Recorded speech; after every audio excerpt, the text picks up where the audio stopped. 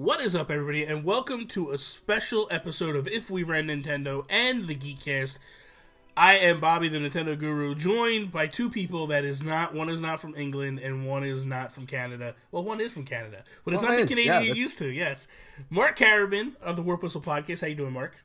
I am very well. I'm from the opposite coast of Canada, so it's. I guess I'll forgive you for forgetting about that little bit. I don't really consider it Canada. You're in your own little world out there. You're detached. Yeah, you're I'm just. You're a you know what? island. Anytime anyone like when Nintendo does their like little tours of Canada and all this kind of like any like artist, it's like they stop at Toronto or Montreal, and anything east of there just doesn't exist. So I'm used to the whole like, like living in a void kind of thing. It's fine. You're out there. And then we have Donnie Reece from Play Some Video Games podcast and their whole gigantic network and all that good stuff. How you doing, Donnie? Greetings, Kooblings. We're doing pretty good, Bobby. That's good. That's good. So the idea behind this is we're going to do a Zelda spoiler cast. And the reason why Toby and Sean aren't here is because they're both lazy and they don't like to step it up. They want to take 6 years to beat Zelda.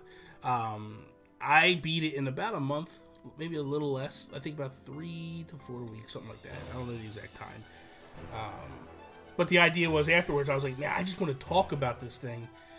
And I don't... Like, you can't really just go start spewing stuff on the internet because we're in an age now where people just freak out. I grew up in the the lunchroom table mentality where you sit around and you talk about what you're doing and where you're at because you learn stuff and then you run home and go do it. Prime example was I was listening to the Warp Whistle podcast and Colin had talked about how he bought the house. And I was like, wait, you can buy a house? And I was like, boom, that night I got home and I ran and I started looking and I was like, oh, I could buy a house, and I bought the house. I was like, this is so cool, so there is stuff it's some fun when you do that. But the idea is I just wanted to talk about it, get it out. I brought on two people that I know beat the game. I had been listening for weeks now to different podcasts to wait to hear like who beat it, and I knew Mark had just beaten it, and I listened to Play Some Video Games. I heard Donnie beat it. I was like, there's my guys, let me reach out to them. So let's just jump into this. The final stats. Geek outs. Yeah, no. Sorry, I just had to do that for Sean. I just had to. I know we're jumping straight in, but I could not resist that. Our final stats. Since all three of us beat it, I want to kind of get a gauge of where everybody was when they beat the game, just to give context to people so they can kind of gauge maybe if they're just starting out or if they've been playing for a while. Because I know some people that have been playing for a very long time and haven't beat the game still. Sean and Toby, for a prime example. But they're kind of just going at their own pace, and I know that. And they're smelling the roses. Yes, absolutely. But then you got guys like Alan Paxton who beat it, and he wants to 100% it. He doesn't want to stop until he 100%s it. And that's... Alan's always insane. Been kind of... He's always been a little crazy. You know what I mean? We know this. We know this about Alan. But, Donnie, we'll start with you. What your final stats? Like, how many hours did you put into the game? How many shrines did you tackle? How much stamp? You know the spiel. Where were we at when you finally put Ganon in the ground? Sure. So I beat the game on April 3rd. At the time, I'd been playing for about 70 hours.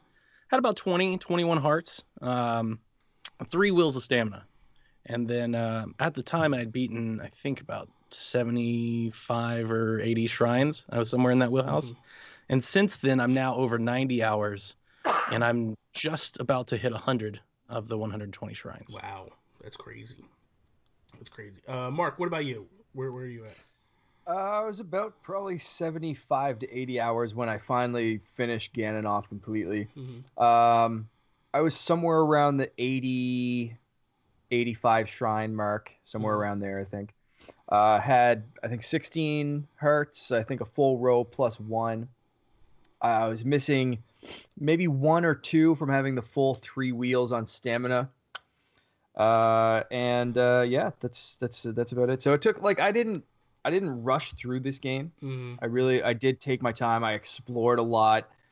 I did a lot of exploring that I was hoping I would stumble across some shrines. Sometimes I did, sometimes I didn't. But it was just one of those games that I really wanted to get lost in. And then I hit that certain point where it's just like, you know what? I need to go I need to go slap Ganon around Yeah, a little. I think everybody hits that point where you're running around, all of a sudden it just hits you like, okay, I'm ready. It's time. Yeah. Another quick thing I want to do before I go into mine, where I was. Did you guys play with the minimap, or did you play with the Pro or whatever advanced settings? I played with the minimap. Okay, so Yeah. I did. Yeah, I left it as is. I still haven't turned anything off. Whatever it was default, that's what it still. That's what I left it as. That's one thing I will say about Toby is he shut it off immediately. So he's playing more skilled than Myself, I had about 20 hearts when it was all said and done. Stamina wheel, I only had 2. I only had 2 stamina wheels completed. About 60 to 65 shrines, somewhere in that area. And when I actually beat it, I had 100 hours in when I beat it. My percentage was only 17% though in all that I did. My percentage wasn't very high at all. So before we get into some more of the gist of it, I want to ask this question because everybody knew when you started this game, I could drop right in and I could take off and go after Ganon. At what part of the game did you actually attempt to just get over to see how far you could get to the Hyrule Castle before you got killed? Like, did you guys ever make that attempt to just go see what's over there, or did you kind of just stay away from it?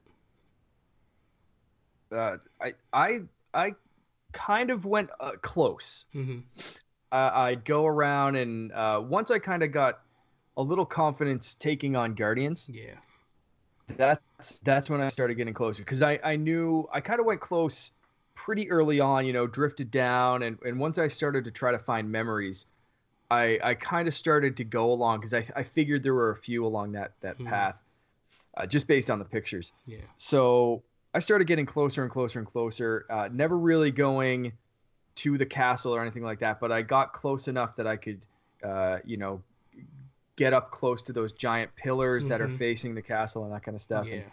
And, you build up that confidence and you start to go hunting Guardians kind of after a little while. And so I'd always get close, but you pick up those little missions as well when they're like, go get this cookbook, go get this armor, take pictures and do this. And it's like, I'm not quite there yet. And I wasn't there. I wasn't ready to go into the castle right up until basically I did. Yeah. Which was a detriment. And we'll talk about that. And I think in a little bit about why I feel that way now. But that's what it was. It was slowly building that confidence. So it was like, it was like a little kid or like a dog or something like that, where it's like, they kind of approach and then they run away. They kind of approach and then they run away, and that was my approach to it. Donnie, how about you? When did you make? I attempted to climb the central tower as soon as I dropped down from the plateau and died because it's surrounded by guardians. Yeah. And then after I had kind of went and learned some of the rules of the game, when I finally scaled central tower, I tried to then see if I could get into the castle. I got like way into like capturing shrines, especially very early off in the game. And there is a shrine that's like right inside, like right next to the castle walls, like on that first like outlier. Yeah. And I probably died 10 or 15 times just trying to get to that shrine.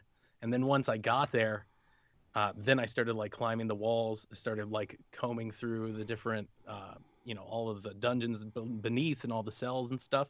So I tried, and then I tried to scale the final area and didn't make it. And I was like, okay, I now realize what's going to be asked of me to get here. Yeah. And I'll come back later. Yeah. So one day I was just like kind of just wandering around, and that's kind of what I always did.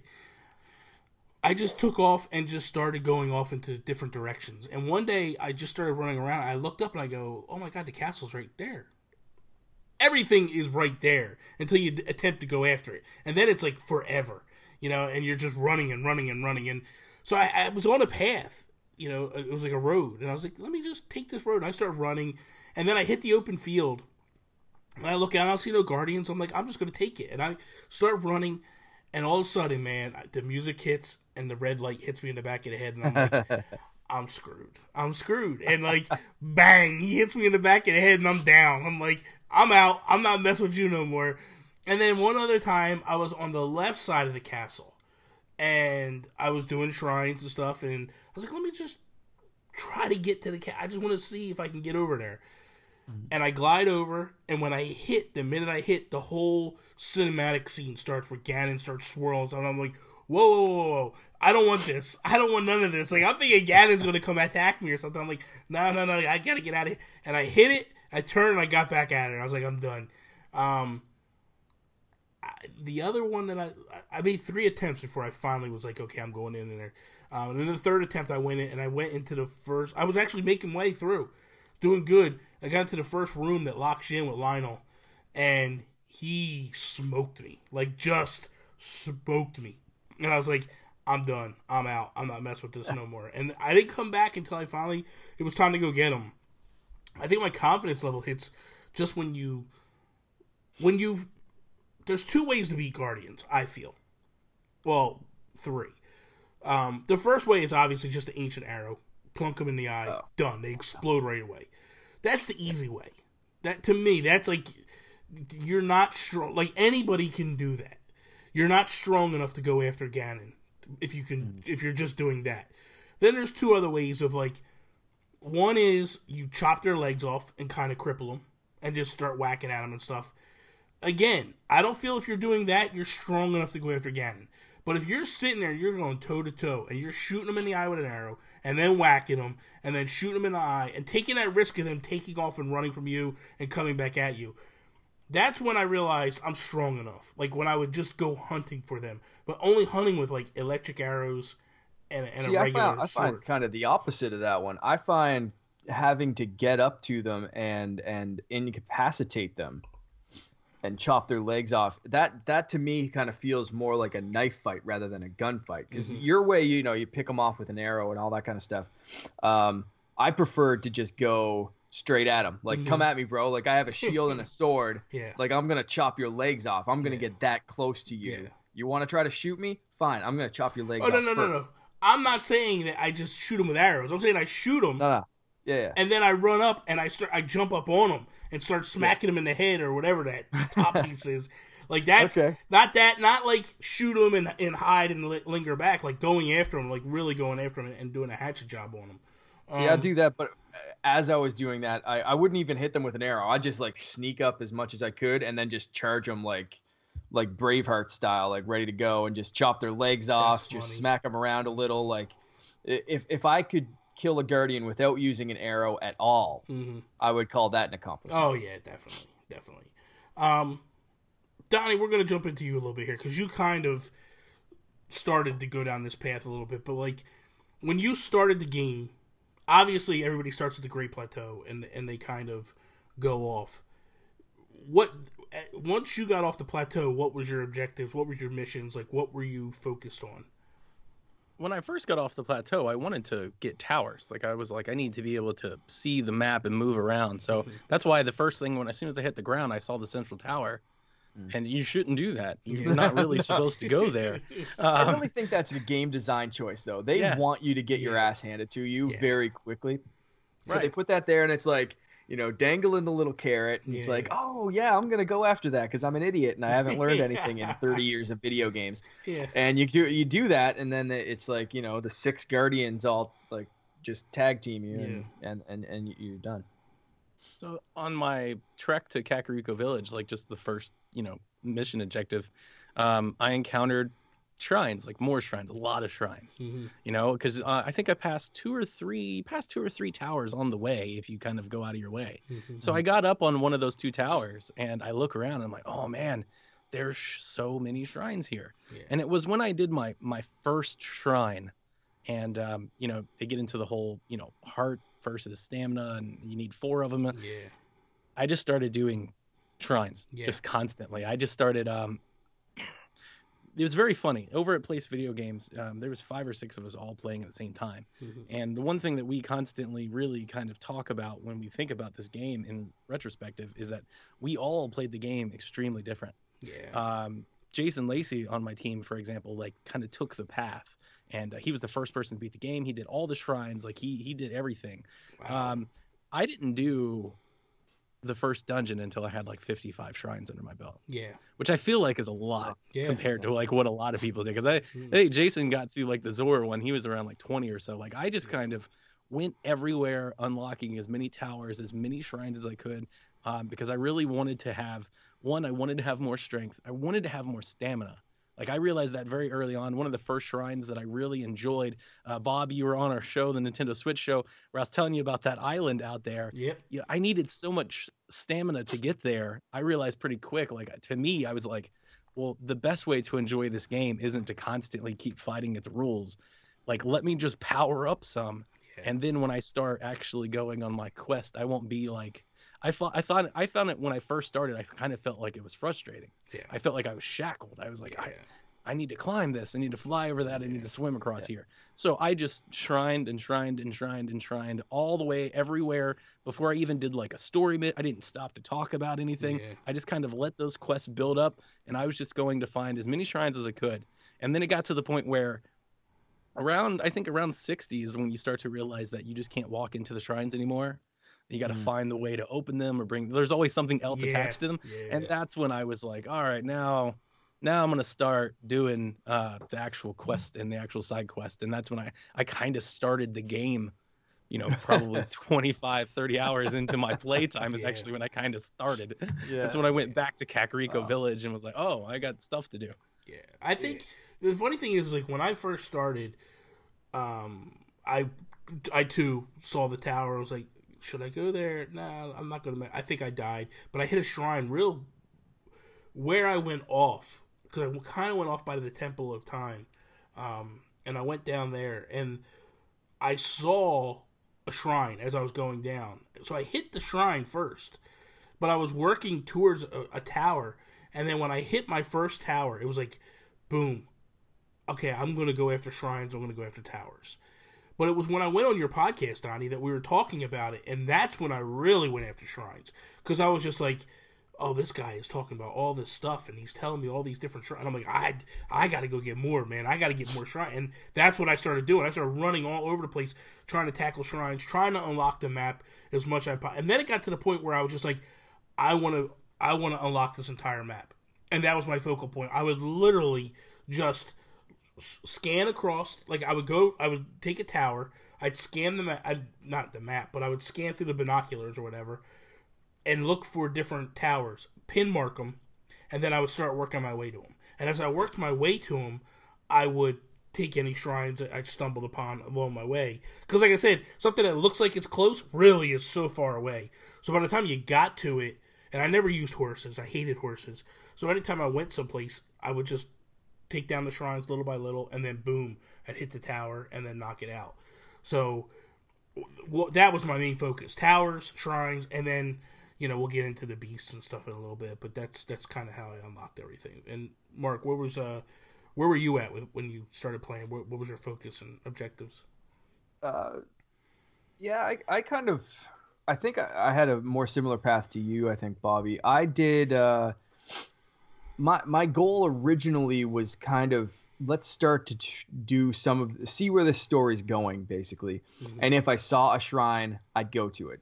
Yeah. It was very much like ADHD, like coming shining right through. So it was just like, okay, I'm on a path. Something shiny. Let's go get that. So I did that for a bit. I really started shrine hunting after I did my first two beasts.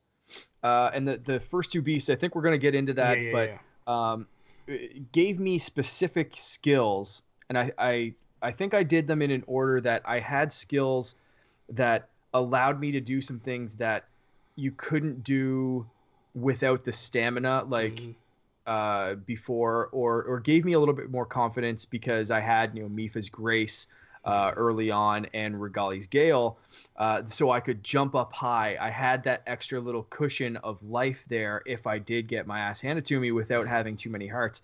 But then after that, I kind of said, okay, you know what? I'm relying on these powers too much. I'm dying again before Mipha's Grace can refill. I need to start going shrine hunting. I need to start building up my hearts, building up my stamina. And that's when I stopped using those like power-ups or powers or whatever, and really started shrine hunting, and then put hours and hours and hours into the game, and then kind of finished those last two beasts. and then went after Ganon. So it was like, very much story driven at the start, shrine hunting for hours upon hours, and then like the last few hours were back to that story and finding the memories, finishing off the beasts, going after Ganon was like the last however many hours, 10, 15 hours of my play. I feel like, other than the little bit I play of Skyward Sword that I could tolerate before I shut it down, this to me was probably the most story-driven Zelda game that I've ever played. A lot of them was just the same thing. You go in, you look for the Triforce pieces. You might have a little mission to get to the Triforce pieces, but this one had a lot of, like, there was backstory to it. There was stuff going on that you had to... Character development. Yeah, a little bit more than in the past, I feel. But that said, how did you guys feel about the way the story unfolded in terms of, like, with the memories and stuff? Were you okay with that, or did you not like that style, or what was your thoughts with all that? Donnie, we'll kick it to you first. Okay. It's kind of probably one of my bigger cons with the game. Mm-hmm. I thought the first, I think the cutscenes and animations are great. Yeah. I really enjoyed the voice acting. I like the way the characters are portrayed, especially Zelda. Mm-hmm. I'm a really, really big fan of how Zelda's character is in this game. It's probably my favorite rendition of herself. Yes, I agree. I don't like how the story is delivered to you, the player, in terms of it's basically random. Yeah. You have these memories around the world, and you might find them, and you might not. And there's 13 of them, so you might find 6 and 9 and 12, and without having them in it makes a lot more sense when you have them in a progression. Yeah. And it all makes more sense if you have them all. Yeah. And you can take out a guide, or you can look up a wiki, and you can realize that and go hunt them all down. I'll kind of get into our next question. The first time I beat the game, I didn't have them all. Okay. So I had roughly half of them. And it wasn't until I beat the game and then went and talked about it and realized I didn't have the full story that I went and found them all and then beat the game again. Gotcha. So I was like, I have to go get the rest of them. I have to go see them now. Yeah. And that's kind of been my post game, has been kind of doing these things that I missed on the first wave. Yeah. I don't think that's the best. I just don't think that's a really good. That's not a good delivery system. I understand from the way the game is designed why they did that, but I do feel like maybe it was kind of taking the easy way out. They could have worked it into where you had to come across them. I mean, there's several things that you have to do before you can enter a village, before you can move on. There's several places in the world where you have to complete A to get to B. They could have easily had sprinkled some of this in there. And then, so the story, the way it was delivered and the aspect of it, I wasn't a big fan of. I liked the story itself. I would disagree with you, though, Guru. I don't think it's the best Zelda game story. Which one would you say is the best? I was thinking about that. I mean, Ocarina, even though it's so old, Ocarina's pretty in depth there in terms of all the different characters and how they all kind of weave into this master storyline. And then, I mean, Wind Waker is my favorite Zelda, and that's true. I love Wind Waker because the one thing that I think I really enjoyed about Wind Waker is that Link has family. So you have grandma and you have your sister, and you've got these subplots that go along with the overarching plot and the way they all work together. Plus, it's got like some twists. Like when you finally realize Zelda and you go to the King of Red Lions, you're like, oh, this is new, and it's a twist. They didn't really have a whole lot with this story. This story, not that it was bad. I don't mean to sound like it's negative, but it was just like, the story is not what this game is about. And I feel like the story kind of reflects that. It's a hero's tale from start to finish. It's got some drama, which I appreciate. It's good. It's a little darker tone for a Zelda game, which is nice because, Zelda players that played Ocarina have grown up. And you can't keep telling that story anymore. So from that aspect, I do appreciate it. From a story, though, if I could be critical of the story, I could have used a lot more backstory. And there's some there, like in diaries and things, if you find it, and I found some, but I could have used a lot more backstory, especially between Ganon, like the king. I would have liked to have known like what happened before, and Yeah. you get some stuff through the tales and whatnot, and when you go around, but it's not nearly as much as I could have hoped for. It definitely. Oh yeah, go ahead, Mark. Go ahead. Oh no, I was gonna say it definitely brought flashbacks. Even just you saying that brought me flashbacks of Destiny. I was hooked on Destiny when I first got my PS4 for a year or two, and when Destiny was originally, now Destiny 2, they look like they're going a little bit more story based, a little bit more like cutscenes and all that kind of stuff. But Destiny 1, the story mode or whatever was super loose and super vague, but there was so much in that universe. If you read the Grimoire cards, and a lot of it was like you unlock something in the game, but then you have to go onto a website and look at what you unlocked and read that kind of stuff. And it was like just a pain to really enjoy this story.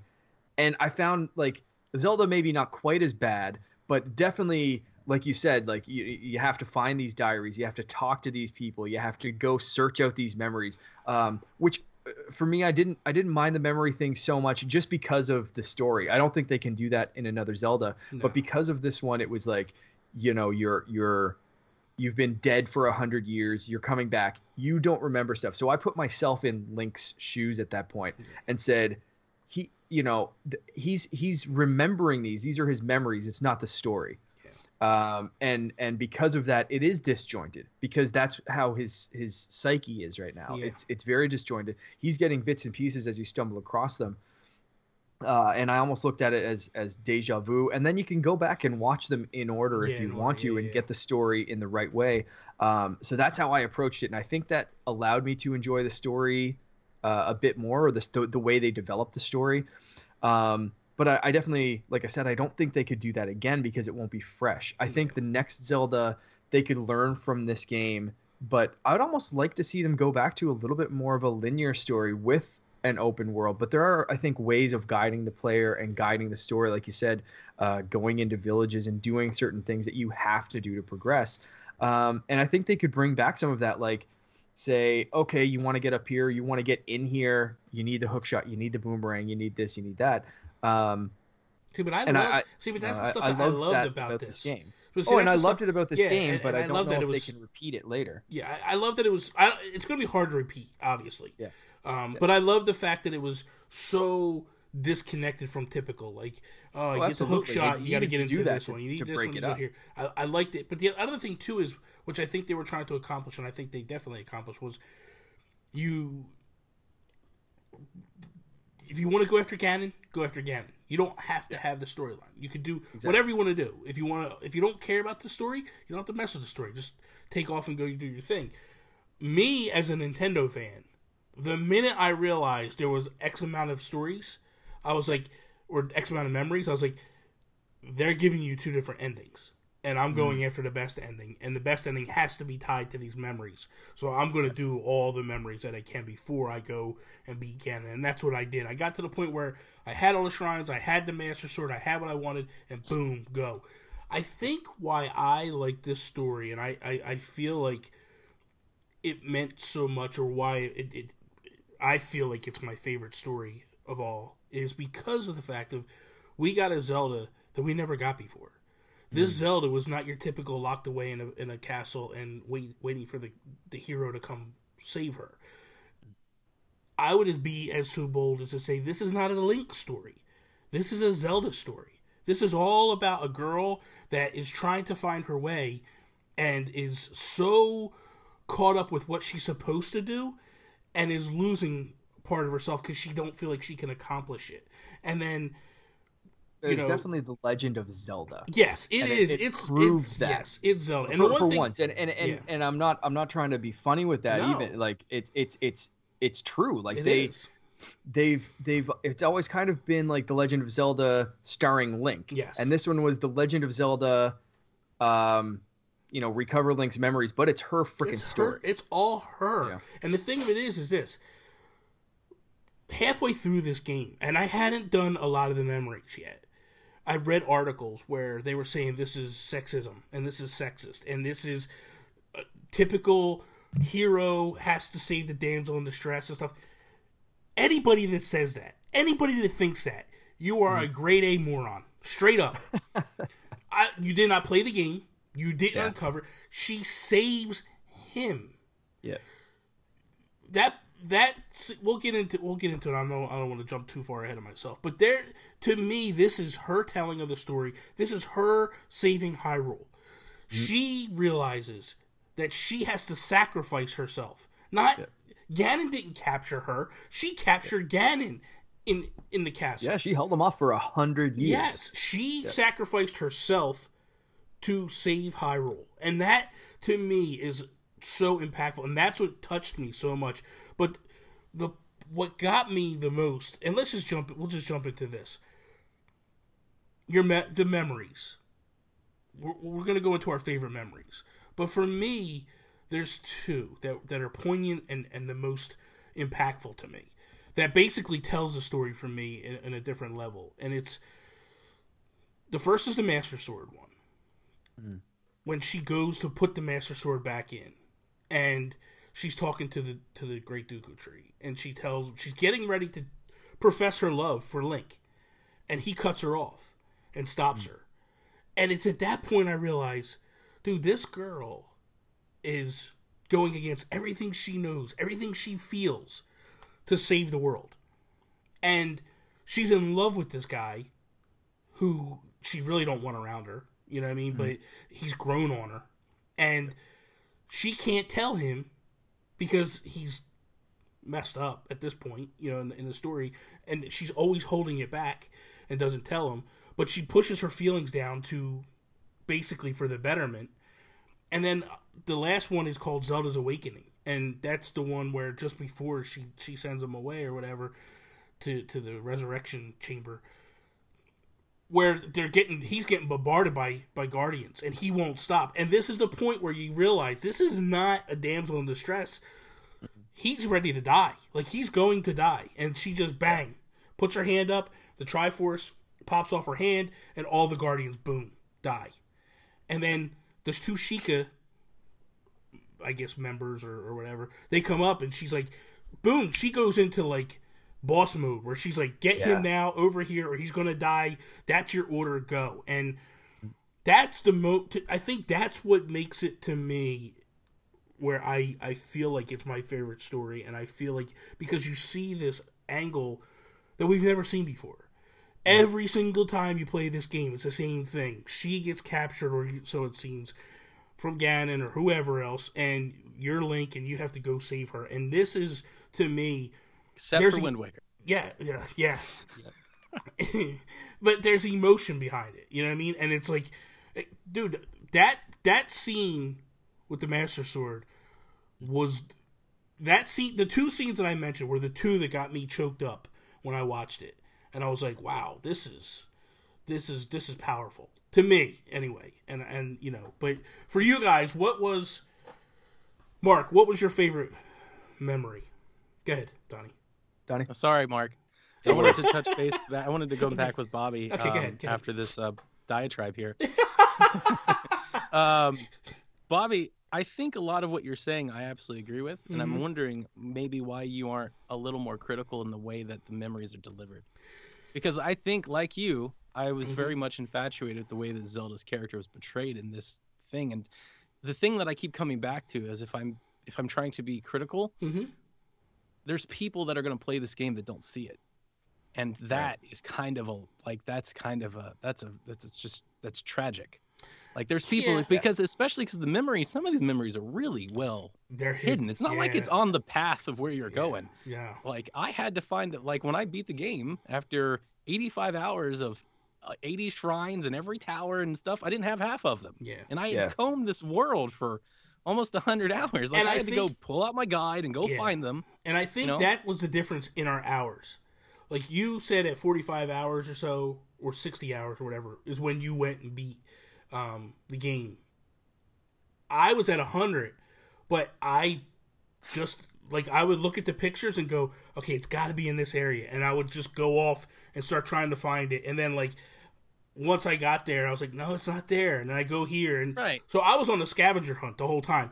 I don't think that collectathon is something that I think most players are going to do. And that's just, I could be wrong, but I think considering how this game is and how the objective of this game is set, right? You get the main objective as soon as you hit the ground. there's the castle. Yeah. You get these other objectives, the shrines, the towers, like you see them, they're visual. Yeah. And so you do them all, and you're always kind of, I got to get back to the castle. I mean, you said it yourself. You went there 3 or 4 times. Yeah. Imagine if you actually had succeeded. Yeah.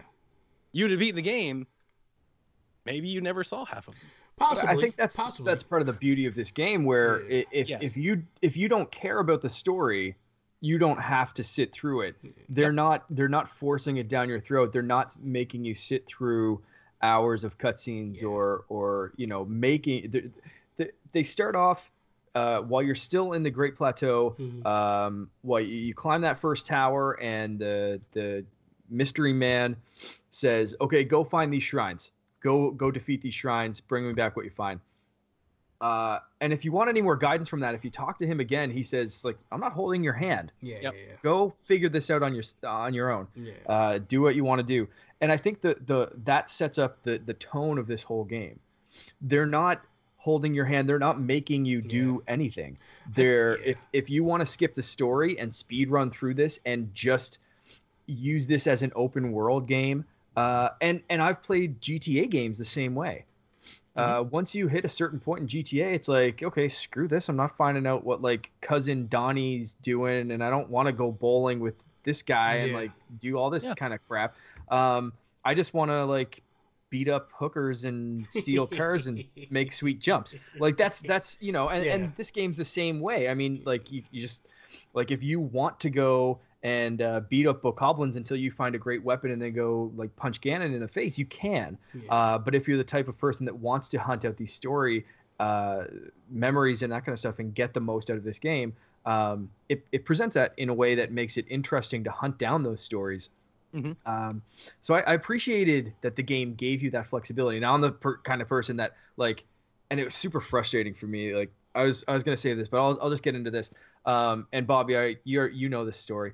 So I like went to get all the memories I could before I went to Ganon, because I figured there's something tied into the memories if you get 100% of them. I knew the last one looked like it was in the castle, the one just outside of Zelda's bedroom. So I was like, okay, it's time to go to the castle, time to punch Ganon in the throat, and let's go find this last memory and then do that. So I went in, got that last memory, read the journals and all that kind of stuff, climbed back up, defeated Ganon, and zipped back out to Kakariko Village, talked to Impa, and she was like, "Sweet, you got all the memories, but there's one more, bitch." And it was like, "Oh, come on, really? Like, I gotta finish this again? Are you serious?" So that, to me, like, if someone's listening to this and they haven't done the Ganon thing yet, go find that last memory, go to Kakariko Village, find the real last memory, and then go beat Ganon so you can get the actual ending of this stupid freaking game. Before I come off as frustrating. Before I come off as a negative but here's what I'll say. Let me say this, Don, before you I get where you're coming from. And I feel like there's two types of people that are going to play this game. There's the type of person that's going to play it, and they're going to get a taste of that first memory, and they're going to go, "I want more of this," and they're going to go hunting for them. And then there's going to be the person that might be like, depending upon which memory you get, might just be like, nah, let me just keep playing the game and keep going through. And then there might be the person that does want to get the memory and just can't find them or whatever. But I see where you're coming from, but for me personally, I just found it to be a fun collectathon as opposed to the 900 Karak seeds. Like, this was more enjoyable, and it was a challenge, but it also felt like it was a reward when I got it. Like, I got to sit back and watch this awesome scene unfold when I got it. But I totally get where you're coming from, though, honestly. And that is what I meant, Donnie, when I said I don't think they can do this again. I think the next time they need to make it a little bit more linear, because in the past it has been so like, princess is captured, go rescue the princess, blah blah blah. And this one, they did branch out. They made a more interesting character, and it's optional now. Yeah. So it's like one step forward, 2 steps back, where you might miss that. And I totally understand that, and that's why I was saying before, like, I think they need to maybe take a step back and figure out a way to make the next one more linear, but still make it just as impactful. Yeah. Because I totally agree with you in that sense that I think everyone should experience this story. Everyone that has touched this video game, I want them to 100% it. Will everyone? No. Do I respect Nintendo giving people that option? Yeah, kind of. But I really wish everyone would. I think they were listening to what people were clamoring for years, and it was stop holding our hands, stop making it so linear, just let us do our thing.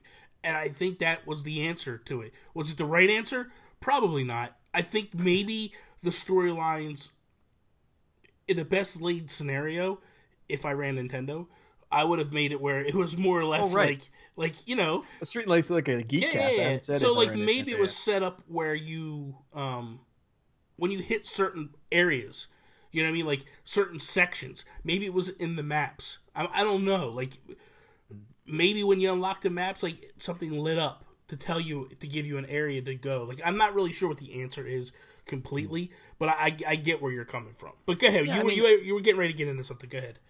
So I wanted to say a couple things. I don't feel like this game, because of its open world, I don't feel like we had to sacrifice the story. The story could have easily been attached to a shrine that's in your way or a tower. Like if you unlocked every tower and got a memory, you probably would have unlocked all the towers like pretty quick.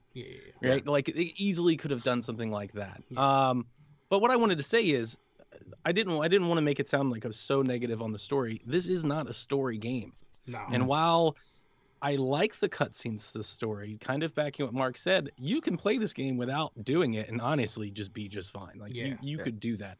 And I actually think that's why the story is kind of cookie cutter would be a negative take on it. I just think it's very it's a simple story, right? It doesn't have a whole lot of complexity. There's not a lot of different turns. There's actually not even a whole lot of characters. You got a handful of characters. They kind of talk to each other. You get a climax in there, and then you get an ending, and that's it is a hero's tale. If you've ever played a Zelda game, this story is not going to blow you away. Now Zelda's performance might, but the story itself isn't. You're not gonna.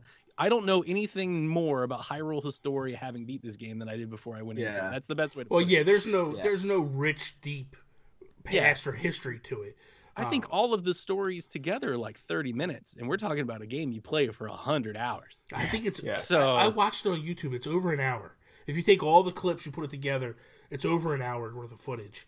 Is it? I don't think so. No, it is. If you have to take it all. You have to take fact check. Go ahead, fact check it. I watched it on YouTube. I think it's an hour and 15. All 18 memories in order. Zelda Breath of the Wild from GameSpot is 32 minutes and 4 seconds. I watched. That's longer than I actually expected. Hold on. There's not a lot there. There really isn't. No, there's something wrong. I don't know what Game Explain's telling you. I watched. But is that just the memories in order? That's the memories. There's more stuff that all you can kind of. Scenes. Yeah. All right. We'll go do Game. There's a little bit more that's not included in the memories, like when you beat a divine beast and that kind of stuff. You can't go back. Zelda Breath of the Wild, all recovered memories from Game Explain.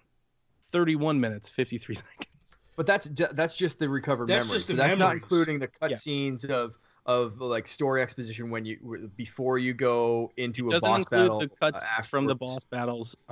Yes. And it doesn't include the final ending scene. Yeah, so that'd tip it over an hour, I think. It does, because I watched the whole thing on. You guys talk. I'm going to look up something. And here you go, right here. Finding the memories. No, that's not it. Go ahead. You do what you're doing, and I'll see what I can find real quick. So my favorite memory was the one from the trailer where they're in the rain and the lake, and Zelda feels like a failure, and she just kind of throws herself at Link. The reason it's my favorite is because there's another memory. I mean, this is a spoiler cast, we can give it away, but there's another memory where like Zelda basically tells Link to leave her alone. Yes. And like she's very standoffish, and then to come across that memory, because I think it was like the 5th or 6th. I got that one on my first playthrough.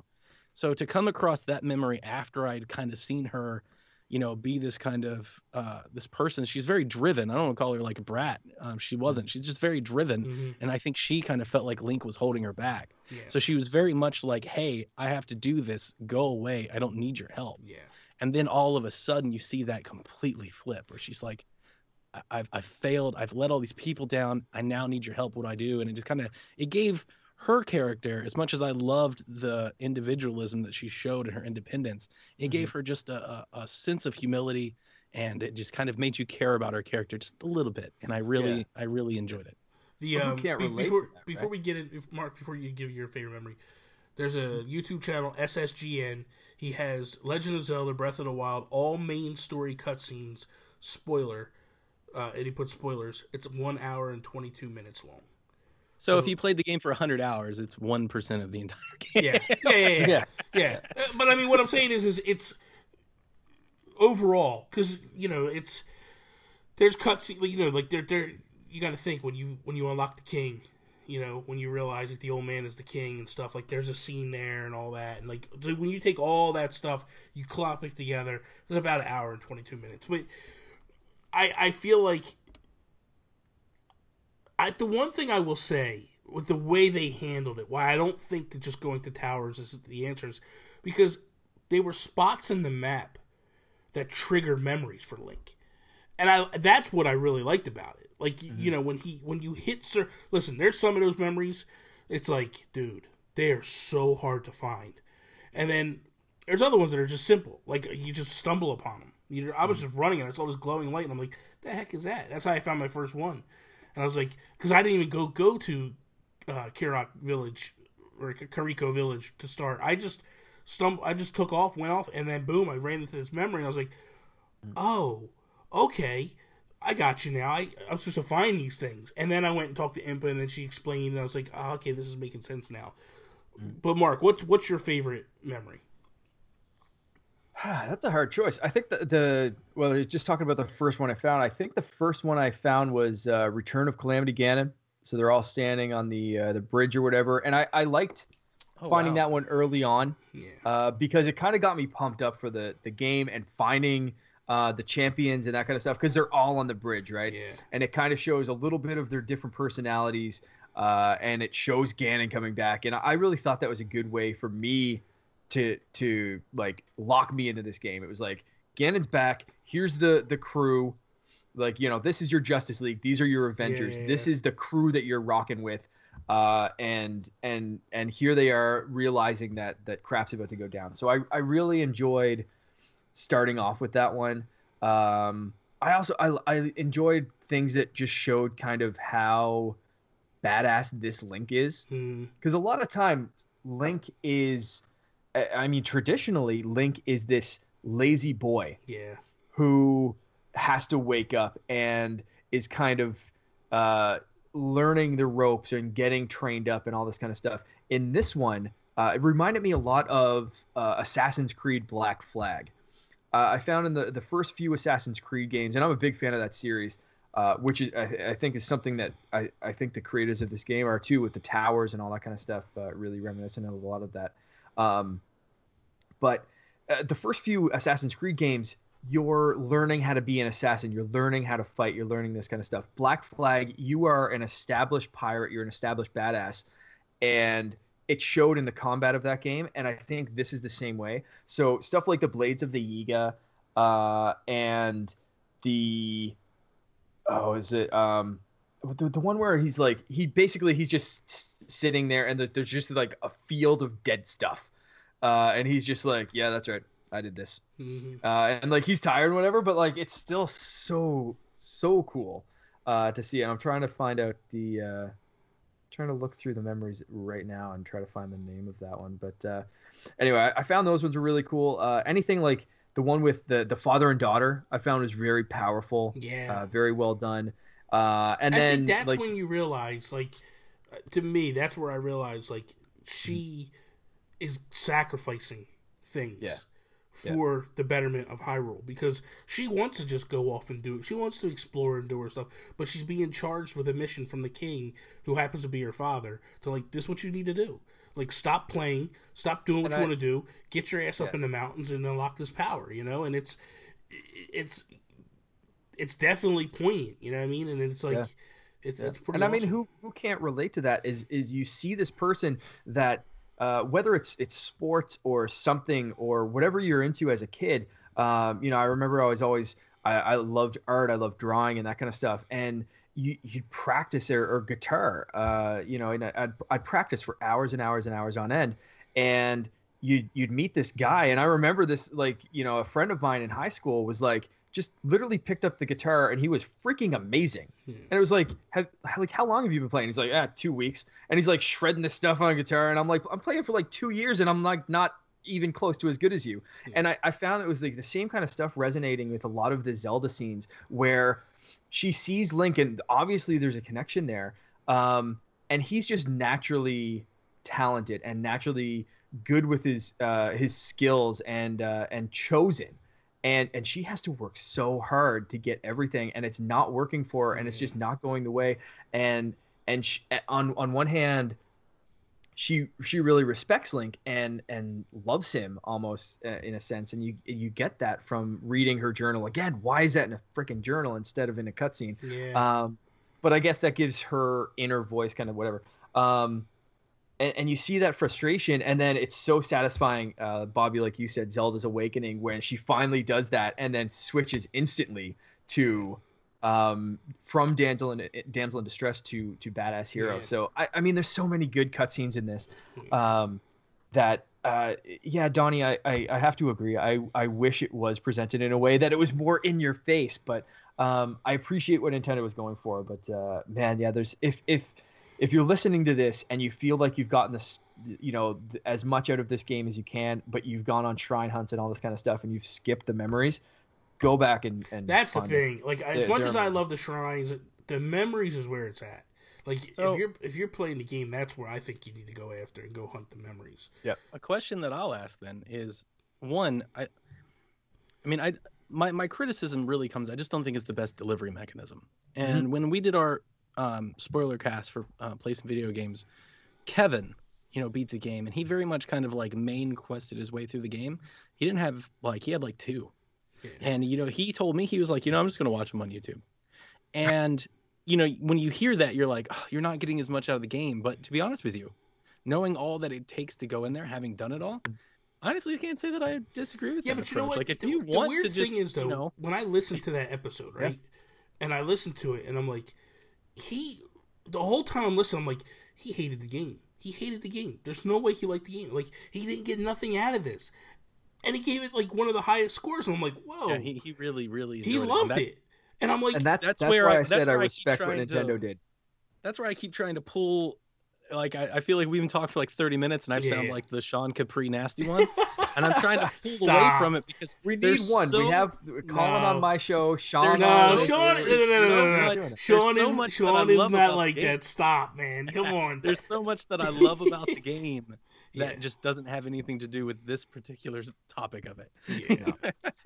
But I said the whole time, it needs to. The next one needs to be more linear.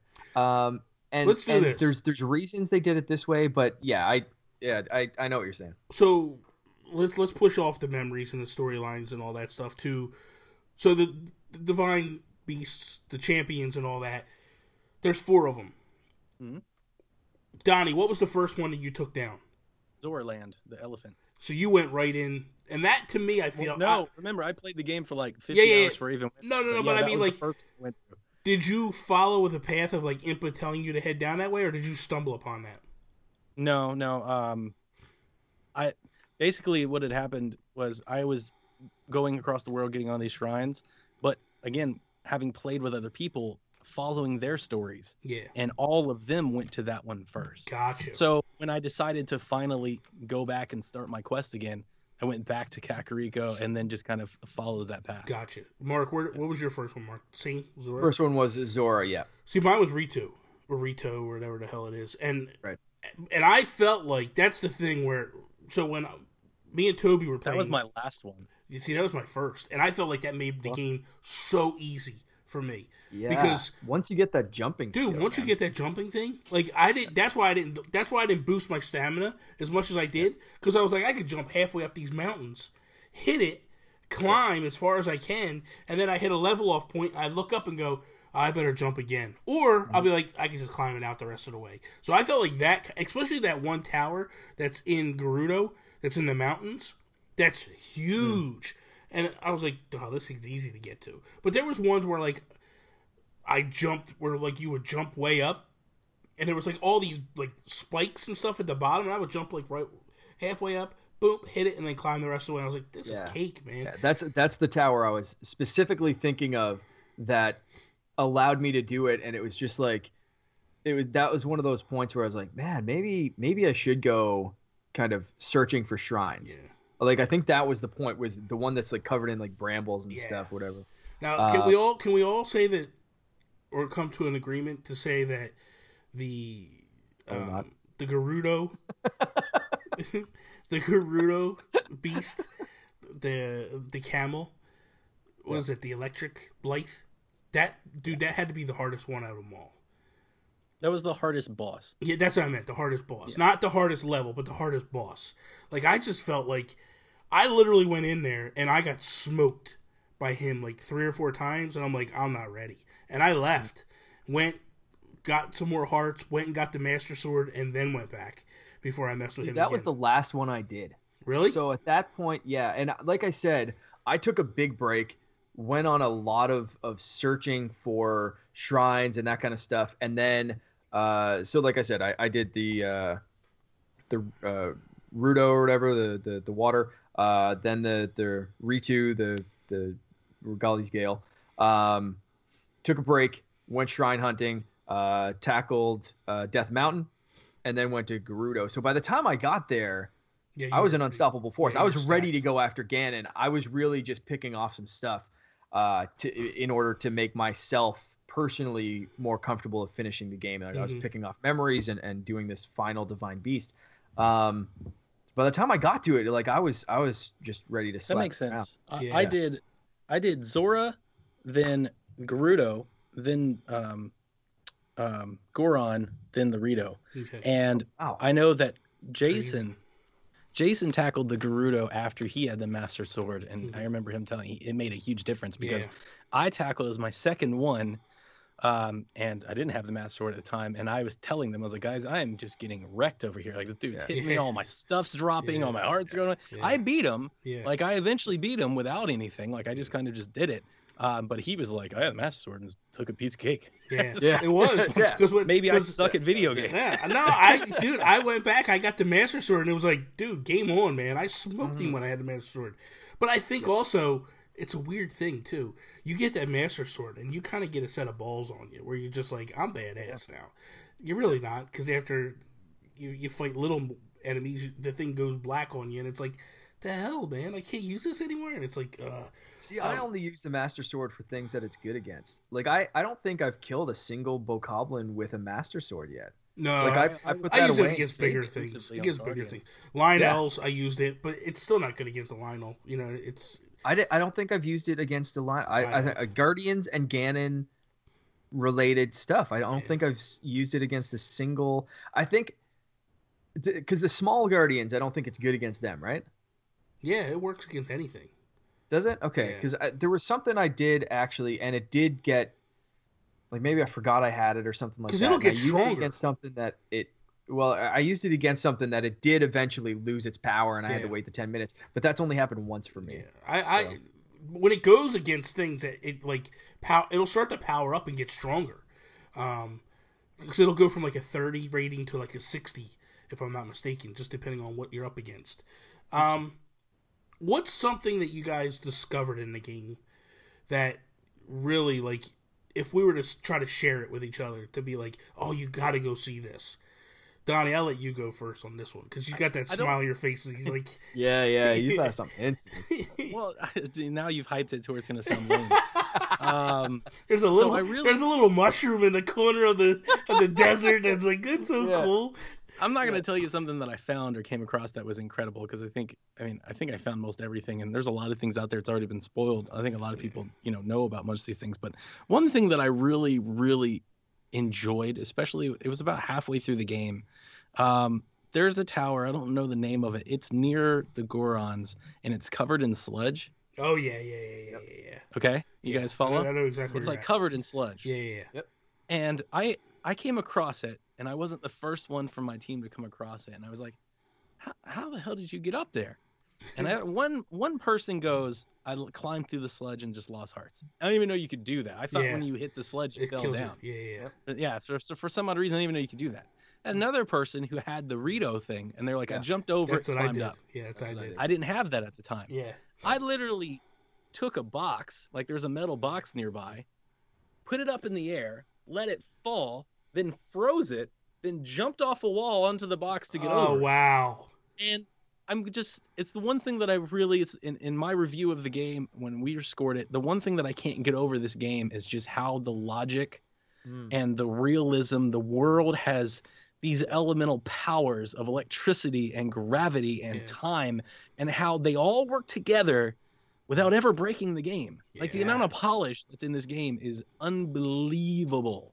Because, like, wind and gravity and all your powers and everything, you would think that if I took you to GTA and was like, you have the ability to freeze objects and fly, and if I told you could do and make electric currents and everything, you'd be like, I'm going to dominate this game. It would turn GTA into Saints Row. This game never does that. You have the ability to do so much, and yet at all times you're still very capable of dying. But here's the thing: you have these abilities, but being honest, how many times do you forget about them? And not even dawn on you to use them. I was listening to you guys talk about Guardians. Every Guardian I attacked, I froze first. Like, I would fly on it, freeze it, drop down, cut its legs off. It would unfreeze. I'd hit it. I never even thought of freezing the Guardians. Like, I was using, I was using the stasis and the magnesis constantly to do all kinds of things. I loved using the magnesis to smack around. So, like, you pick up one of those metal boxes and just use it as a weapon. Yeah, well, it was that, like, not a tower, but, like, you know, the bad guy, the enemy towers, right before the dark forest, like that place where you can't see a bloody thing, right? When you jump in. So when you go off of that, like, there's a big, like, tower full of enemies that you can do. I didn't use a weapon on that tower. Like, I picked off the snipers with the bows and arrows around the thing, but, like, the big moblins or whatever, every single one of them, I was just like, I was in a weird mood that night, and I just decided to just knock them all out with a metal box. And that's what I did. I just started, like, crushing their heads and use them as a baseball bat. Like, it was just amazing. I used the same tactic a lot on the bokoblin camps that where they had, like, the hut, and then usually there's, like, explosives in the hut. If you hit the explosive with a box, everything blows up. So what I would do is I would lead them all to get into the hut, and then I would go pick up a box and just walk towards the hut with the box, swing it left and right, and it would just blow everything up. And then I would just walk in and get the chest and walk out, and I didn't even swing a sword. See, the thing is, like, what is it, Exile Island, or whatever that island is, off the bottom right-hand corner of the thing. It's Eventide. That's it, yes. That's Eventide, yeah. So I would go up to the top of the mountain and try to paraglide all the way out. And it never fail. I would get, like, right there, I'd drop into the water, and I'd drown. Never dawned on me two things. There's a raft at the bottom, so I could have just used a raft. But I didn't care about rafts. So I was Those dudes, though, there's dudes in the water that'll blow your ship up, too. Yeah. But here's the other thing. I never even thought to use ice. Just use ice to build myself out. And I'm like, you dumbass. You could have just built it would have taken a while, but I could have done that. Like, there were so many times it would just escape. Now, when I went into a shrine, dude, it just comes to me. Like, instantly, like, okay, I can use this, blah, blah, blah, blah, done. But when I was actually trying to, like, in the world, I just couldn't, you know. Like, I beat a Hitok, or Hintok. Hinox, that's it, Hinox. In Eventide, like, I grabbed a box, and I started whacking him until I killed him. He was coming up the mountain after me, and I just kept hitting him until he died. I set a trap for that guy with explosives. I knew he was going to follow up that path, so I went down, because there's explosives on the top of the mountain. So I took out the guys that were around that camp, went down, set the thing, put the rocks down. Well, actually, I shot him to get him up, sent some boulders down at him. He starts coming up the hill. I shot a fire arrow, exploded the thing. He falls back down the mountain. I hit him with a couple more arrows, threw the box at him. I was mean to that guy. And then there's something else I stumbled across I didn't realize. You can shoot his shin guards with fire. Yep. And he'll stop to put the fire out. And it's like, he's wide open at that point. So you can just house it. Dude, it's nuts, the stuff you can do with that game.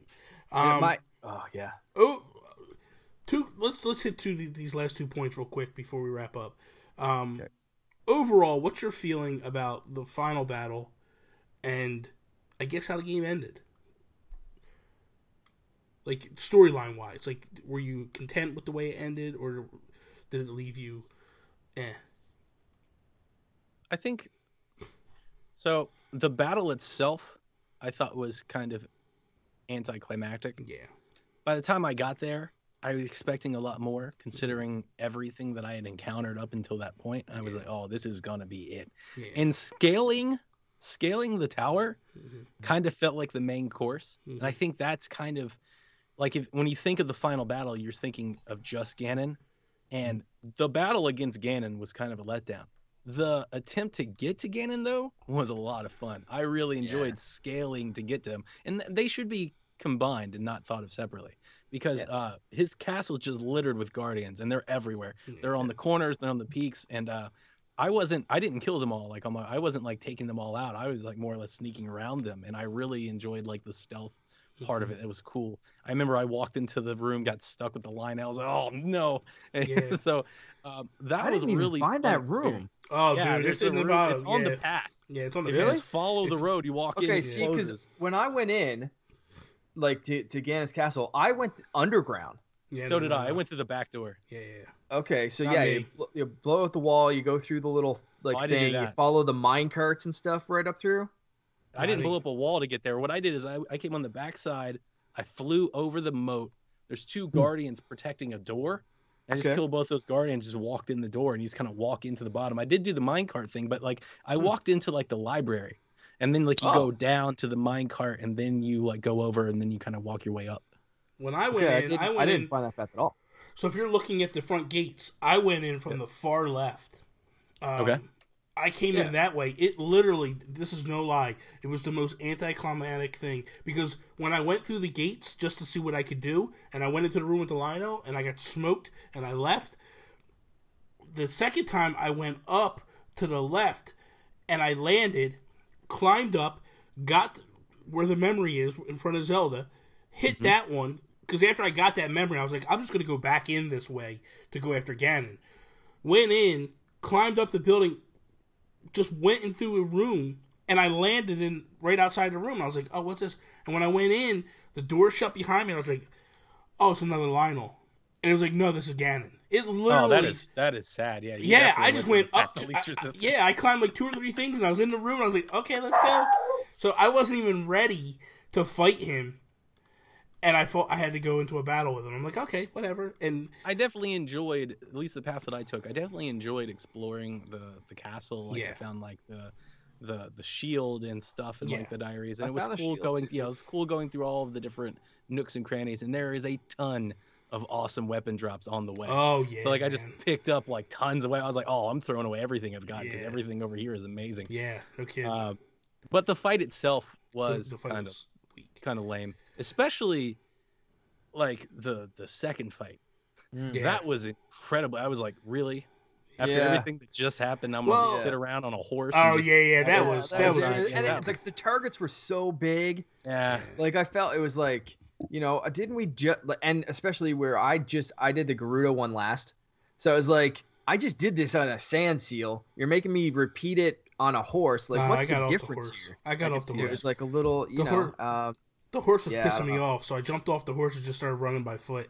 And it was like, but you never felt in danger. You never felt like it was going to be tough to do. Although I have to say, I got so into it. Like, it wasn't challenging, really, especially that second part, like you said, which was a little bit of a letdown. But it was like, I don't know. For some reason, I was like really into it at that point, and it was kind of like late at night. And so as I was like, you know, he shoots the thing out, and the grass light's on fire, and I'm like floating up in the air, fire that last arrow into his face, and I got up and screamed "F you," like in the middle, like out loud. I'm alone in my house, and I just like I literally like stood up from my couch, and I was like "F," and I was like, I'm not gonna like make Bobby like bleep out a curse or whatever, but like I screamed it at the TV. And I was just so excited or angry or something. And it was just like, yeah, Ganon, like, eat this arrow, like, son of a gun. You know, but that was, I don't know, I got really into it, but it wasn't, it was a bit of a letdown, I think. Let me ask you guys a question, because both of you guys have beat it. Donnie, you both did it. What was the difference in the ending of not getting all the memories and getting the memories? Because that's what I'm curious about. Yeah, so like if you don't have the memories, she asks you like, "Do you remember me?" And Yeah. then it just kind of cuts. Okay. And then you had the memory, or I mean, you had them all, so you saw like she says, "Do you remember me?" And then it goes into the whole secondary story. She's talking about she's gonna rebuild and everything. Oh, okay. So you just miss all of that. Yeah. But Literally even that I just felt was weak sauce. I was disappointed. It really was. Yeah. I thought that like when you saved her, or when she burst out of Ganon, all of a sudden you would potentially like see the castle start to come back together maybe a little bit. And I got to tell you, you hit something dead on your podcast that I was like, yes, dude. I was so expecting when I beat it to run off into a world of no Ganon. Yeah. Exactly. And I was like, the biggest flaw in the entire game. And I'm like, I'm so ready to just run around this place and like people praising me for saving the world or whatever. And it was like, no. You're right in front of the door and you go back out. And I see, in a way, it kind of makes sense, I guess. But no. I just kind of wanted to be able to go. It doesn't. Yes, it does. Ultimately, it does. Because then you'd be running around. There's no blood moon to bring them back. And the enemies. I wanted to see the blood moon go away. I wanted to see the castle being rebuilt. Okay. Like I wanted to be able to like drop by and see Zelda. Like the story didn't have to keep progressing, but like show the sense that the world is at peace, and then let me go do my side quest at peace. And I had somebody tell me, we're like, well, then the enemies wouldn't be there. Why not? Why can't the enemies still be there even if Ganon's gone? Like, I don't understand why that has to be. We're not talking like... But I guess like, because they made it in theory that, like, if you killed a pack of bogoblins, they were gone until the Blood Moon came back and brought them back to life. Right. So I guess, and that's the theory of people thinking, like... These are video games. They could. I was just going to say, it's a video game, and you can just be like, oh, they're coming out of the woodwork because Ganon got killed. Every 3 days they come back. Like, who cares, right? Like, I mean, it's a video game. You literally can write it. Like, I'm really hoping that the DLC has like a dungeon in like a post Ganon world. Like, I'm hoping we get to download and it's like the castle's being rebuilt and these towns are good, but now there's this bad crew of people and you've got to go. That'd be really nice. Yeah, that's. I was just gonna say I'm wondering what the DLC is going to be. I wonder if that's going to be set in a post Ganon world, there's going to be something like that, or if it's going to be like, hey, guess what? You can see Skyloft go up in the air. I don't have any faith in Nintendo to actually pull that off, but it'd be nice. My first thought was going into this was they were going to, and I had said this to Toby when we were doing an episode of Geekcast like a couple months ago, and I said, I really hope that the DLC is seeing how Zelda messes up the world. But you see it all. You know what I mean? Like, you see, because of the memories. I didn't realize you were going to get all that. This is before we actually started playing the game and all that. Like, this was going off of the trailer that we saw. Which, by the way, I wish they didn't show that trailer now. I mean, it was the greatest trailer ever. But it was like, man, that's all the cutscenes from the game. Like, all the good stuff in the game is here. And it was like... Well, now, Bobby, you just argued that the cutscenes are over an hour, and that was a 2-minute trailer. So, they took the good parts, man. They took the good parts. It's like. So you're every saying there's trailer, 2 minutes worth of good story in this? It's like a typical Marvel. It's like a typical Marvel trailer. We show everything, like you're done. And it's like, I've seen the whole movie already. Because DC doesn't have any. Stop! Don't start. The only good parts of their movies. Stop. They didn't on the last trailer. Hey, here's a shot of Batman. Don't bother seeing the movie. Stop it. Overall, your final thoughts on the game as we wrap up. Like, just what would you tell people about the game and what's your feelings on it? Mark, we'll start with you this time. Oh, okay. I was just gonna take another drink. Yeah, you'll need another drink. All right, okay. Overall thoughts on the game? It's one of the best games ever made. It's one of those things that, despite some of its flaws, and there are definitely some flaws. But like Donnie said, it's you have all these powers and you have all this stuff, and it all works, and it's such an impressive feat that it does kind of tick me off sometimes when, and I've done it myself, like complain about some frame rate drops and that kind of stuff, and then you sit back and realize, like, if this was any other game, it would be broken. Yeah. Like there would be things that were broken. It's such a big open world. Name an open world game. I know, Bobby, you've mentioned on a couple of shows about watching Tony play Fallout and how there's glitches in that game that still aren't patched. They've released what, 1 or 2 patches for this game already. We're getting DLC. I mean, it's such a great experience.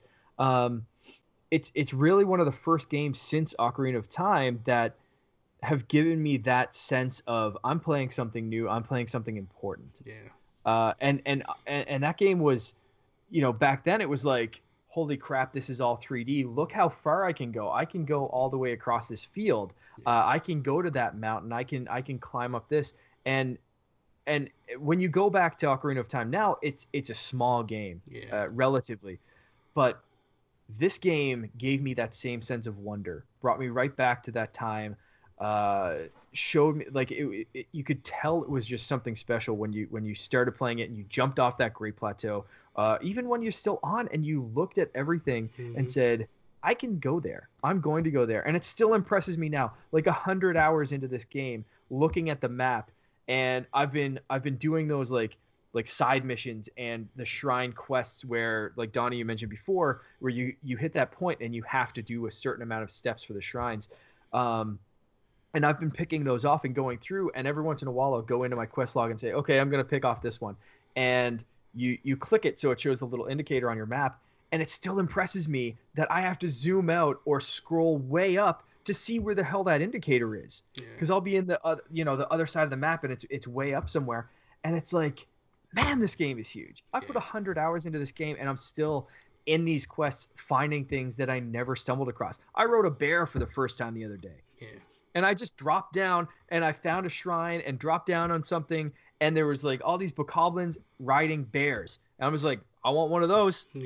And I did it, and the bears are like squaring off against me, and I like move out and jump on one of them, and the other one's still like circling and squaring off, and I'm like, come on, Yogi, like let's boogie, let's get out of here. And like I'm running away, and there's other bokoblins coming at me, and it's like holy crap, this game's amazing. And that's like 100 hours in. I still haven't found, like, I know there's bone horses and stuff in this game that you can. I haven't seen one. I'm still searching, like every single time. Like the worst thing about the bone horses is when it blows up. It sucks, man. I'm actually gonna use this thing now. Donnie, what do you think, Donnie? Well, I wanted to bring up at least one fact before I tell you my final thoughts on the game. Have you guys done the Terrytown? Yes. Side quest? Yes. That's my favorite side quest. I love that side quest. It's my favorite. Yeah. It's fantastic. And real quick though, that one I feel like is set up that if you do it, it's set up really to do it as you beat the game. Like I did it after I beat the game. I did too. Okay. But I think if you do it as you progress, like he's kind of directing you. I see what you're saying. You know what I mean? Like, hey, I'm looking for this. I'm looking for a Goron by the name of this. And then when you go through, oh, there's this Goron. Send him back. Then you go back to him, and he'll direct you off to the next thing. So, because it's also the progression that he kind of, I think, is probably the best way to go too, to go through the beasts when it's all laid out. But go ahead, Donnie. No, that makes a lot of sense. I mean, this is a tent pole game for video gaming. Yeah. Right? So like along the way of gaming's history, there have been games that I think have moved the medium forward. Mm-hmm. And you can think about Pac-Man and Mario Bros. And, PS1 and when it got to polygonal, and then Mario 64 and Zelda, as these things come forward. And if you were to take a timeline of the last 30 years of gaming, this game is going to be on that timeline. It's going to represent like an entire period. On our podcast, I said, this is the first game that I think that I've played. And for retrospect, I have everything and I play most everything. Yeah. It's the first game that I've played on this generation of consoles that I feel like is a next gen game. Yeah. It's the first time that I've played a game on this generation for all the power and everything that these other boxes have. It's the first time where I played something and was like, oh, this is new. Yeah. I've never done anything like this before. Yes. And, couldn't agree more. Some of the best games that we have this gen, it's not to demean other games, like games like Uncharted and Infamous. These games are great. Like they are great games, but in a lot of ways, they're just like really pretty versions of the exact same game that we had before. And Nintendo's not opposed to doing a lot of Mario games are prettier versions of Mario we've had before. Yeah. But this game, most of the Zelda series has been that. Yeah, this game is a generational leap. Yeah. And it's not just a generational leap for Zelda. It's a generational leap for open world games. Mm-hmm. One of the the most fascinating aspects from the game design. If you peel back the layers, you ask them why did they do something like this. You brought up the Assassin's Creed series, and I really enjoy the series, and you can see a lot of similarities. But there's like this one major exception, is that in Assassin's Creed you climb the tower, and then everything in front of you is presented to you on a little bitty map, and there's nothing hidden. Yeah. Whereas in this game they do the exact same thing, with the exception where they go, we're just not going to put it on the map. Yeah. It's all there. You can see it. You have to go look at it and go find it. Yeah. We're just not going to put it on the map. So when you think about when I think about how I played the game, like a Assassin's Creed game, I went to the top of the tower and then I jumped off. The difference is, in Assassin's Creed, I run around an entire city looking at the mini-map. I'm just constantly looked at the mini-map. I'm not even paying attention to what's going on in the world around me. Yeah. Because why? Because I'm going to this marker. Yeah. Whereas in Zelda, I'm looking at the world. Yeah. And I'm not paying any attention to the minimap. And it's just, it's such a simple change. It's a less is more change, and it makes the world of difference. Yeah. If you're making an Assassin's Creed game right now, do that. Yeah. Do that. Yeah, 100%. Hide more stuff. Take stuff off the map. Make people find it and pay attention to it. Because that's the beauty of this game, is when you're running, and you're like, I'm on the path to Kakariko Village, and you cross a bridge, and you're like, that's a pretty bridge. There's a shrine, and there's a tower, and all of a sudden you just dart off in another direction, and that's where people feel like I'm making my own story. I'm weaving the story now, and that's where the story in the game, while I'm not infatuated with it, it's not. The game is the story. Like, the world is the story here.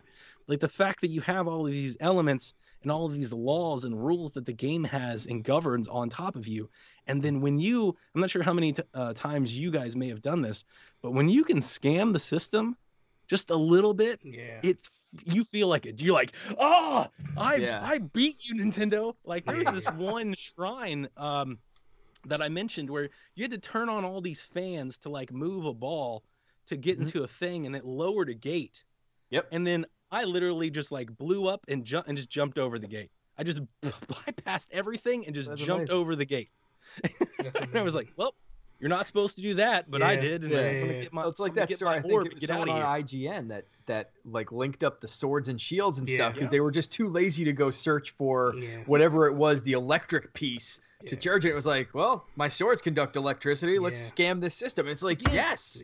To think that you have all of these elements in play, and again, the game isn't broken. And what I mean by that, is nobody has come up with an exploit that is so grand that it ruins the game. That's what I mean by broken. I don't mean glitches and bugs. Like, there is no like, okay, as soon as you hit the plateau, go here and get this weapon and you'll destroy the rest of the game. You'll be so powerful. That doesn't exist in this game.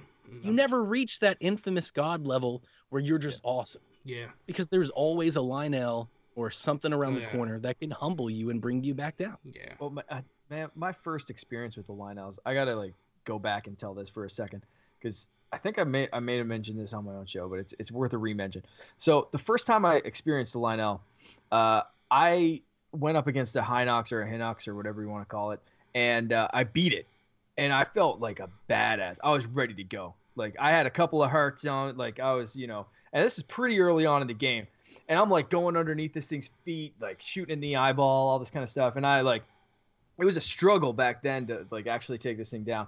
So I keep climbing this mountain, and I come across a Lionel. And this thing's smaller than a stupid Hinox. And this is the first time I came across it, and I'm just like, come on, little horsey man. Like, let's do this. Let's tango. And I think I'm going to take it on the same way. I grab my arrow out, and I do this. And the thing comes across the field in like 0.2 seconds. I'm like, this guy's a lot faster than this slow giant that I just defeated.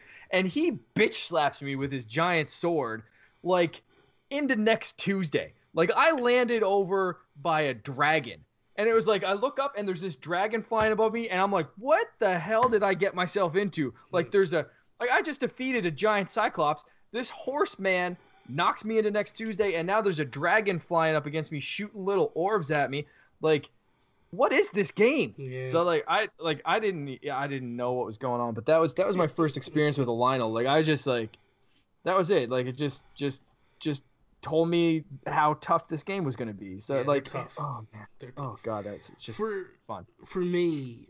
So I'm fortunate enough that I've played, I would say 90% of the Zelda games that ever came out, as they came out, when they released. Link to the Past is my all-time favorite Zelda game ever. Like, growing up, I would go back and beat it again and again and again. I loved it. I still love it to this day. This game is my favorite game. This is my favorite Zelda game of all time now. And I don't say that easily, because as I was playing this, I felt like it, but I was like, I just want to wait until the end before I make this declaration.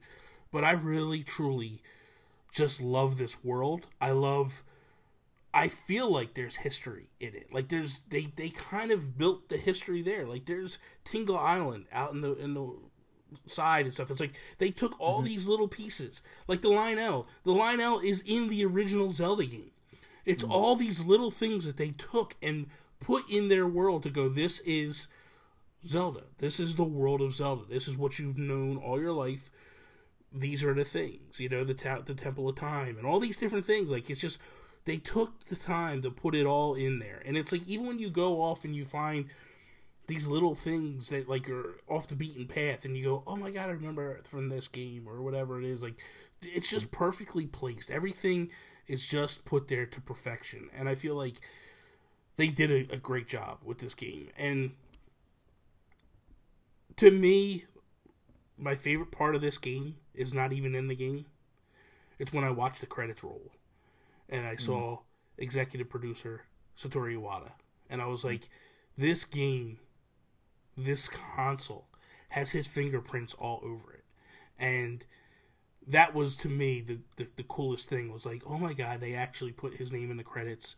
And then to hear the stories afterwards of, like, how he was involved, even on his deathbed. You know what I mean? Like, even when he was in the hospital the final times, like, they were coming to him with ideas. And he basically knew it. He was like, wreck it. Whatever you think you can do, go do it. Like, just knock it out the park, man. Do whatever you can think, do it. And they did, you know. And I just look at this game and I go, every console has that game, except for the Wii U. But when you look back, like, every console always has that game that you point back and you go, that's the game that you have to own on this console. And the Wii U had it too. I mean, you had, like, Splatoon and stuff like that. It has Breath of the Wild, actually. It has the exact same game. Yeah. But when I look at the Switch, I go, you have to own Breath of the Wild. Like, you have to have this game.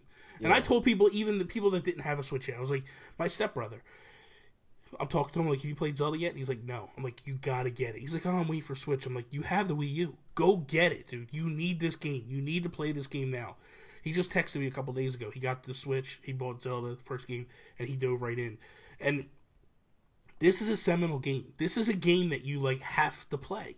This is The Last of Us. This is Uncharted. This is, you know, Super Mario World. This is Mario 64. Like, when you think back at the generations, all those games that made those consoles, this is the game that makes the Switch, in my mind.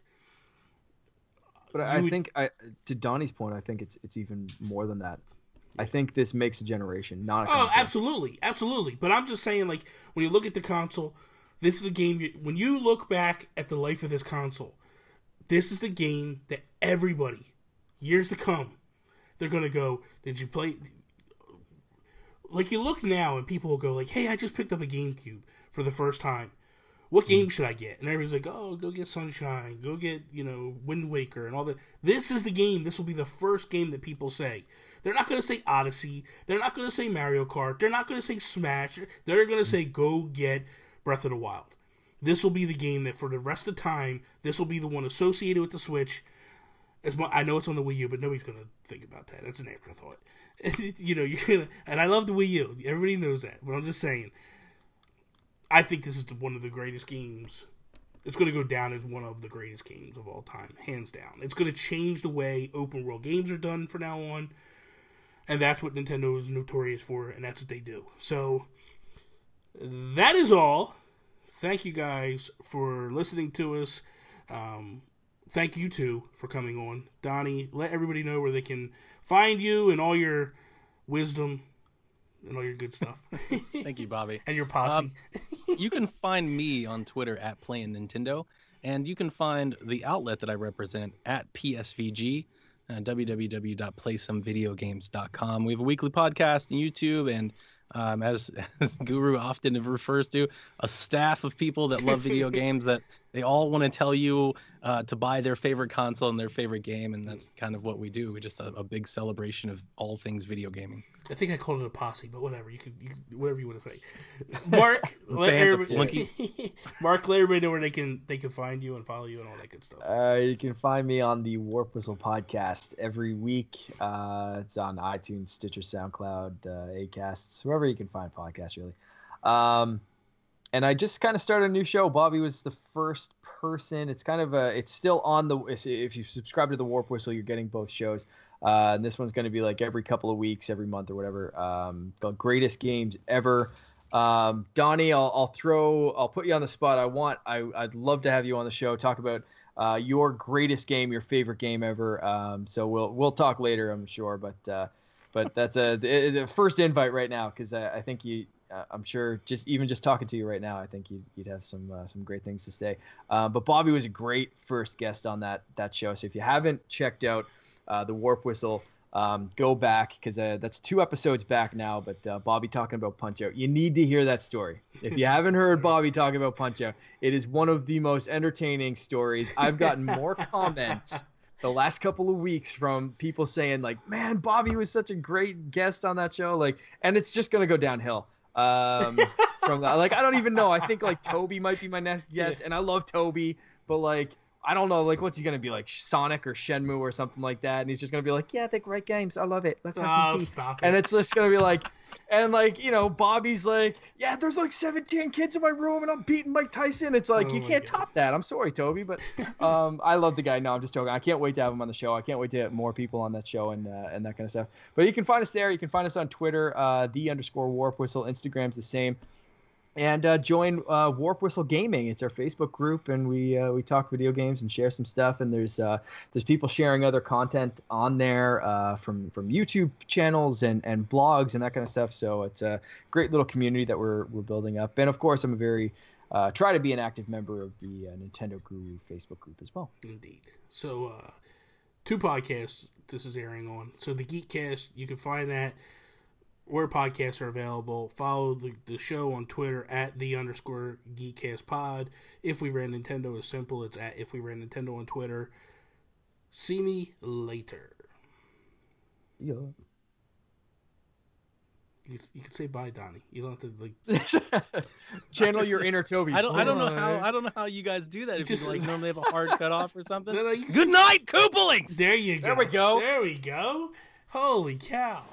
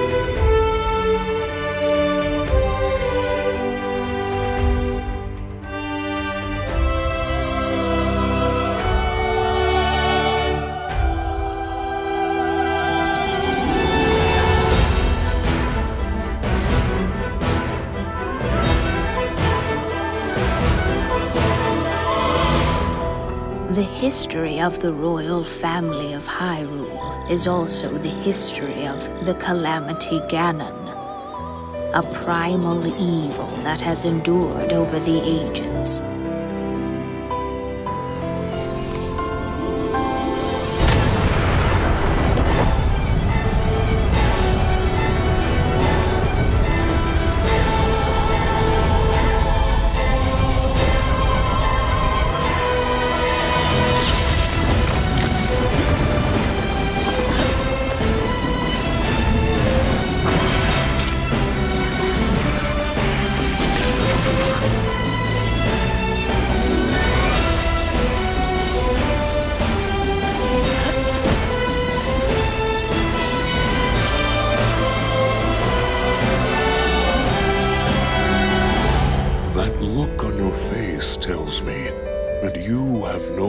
reflection of me, however. I think you are now ready to hear what happened 100 years ago.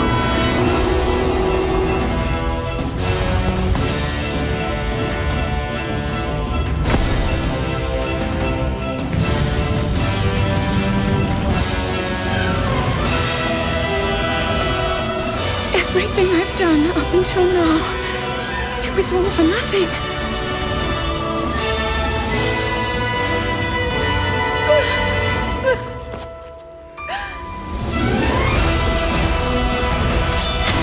Here it comes!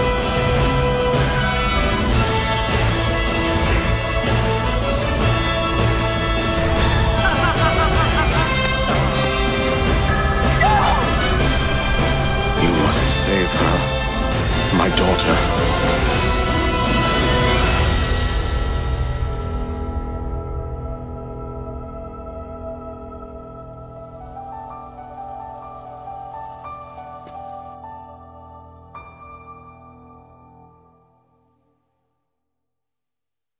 Open your eyes.